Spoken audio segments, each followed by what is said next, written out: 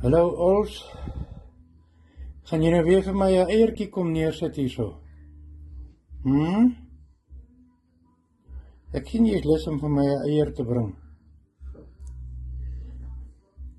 Hier by die huis. Is dit? O, ja. Laai maar af, jong. Gooi maar. Ek is weer lus vir jou eier.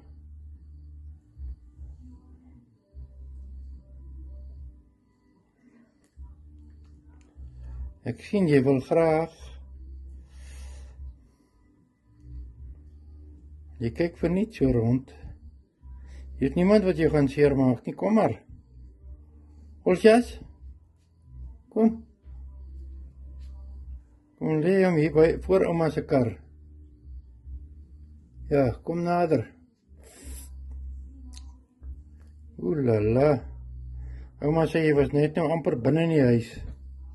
Ek was nou nie hier nie, ek sien jou bene begin knak. Ja, sit maar en lê maar. Sit. Sit. Sit nou. Olsie. Sit en lê die ding nou toe. Ja.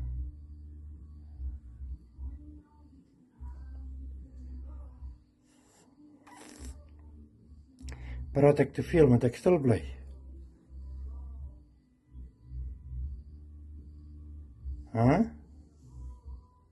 Moet ek stil bly?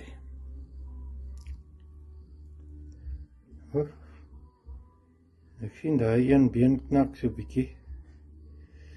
So, daar kom hy. Ouma, kom kyk 'n bietjie hoe vibreer hy.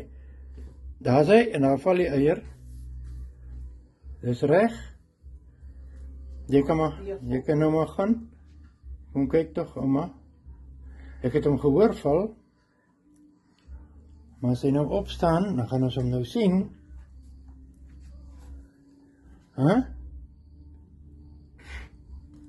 Staan op man, ek wil nou vir die mense wys. Ols? Ja, die rouwer kom op. Daar sê.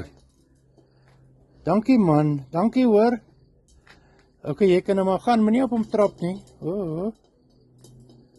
Bye. Bye Ols.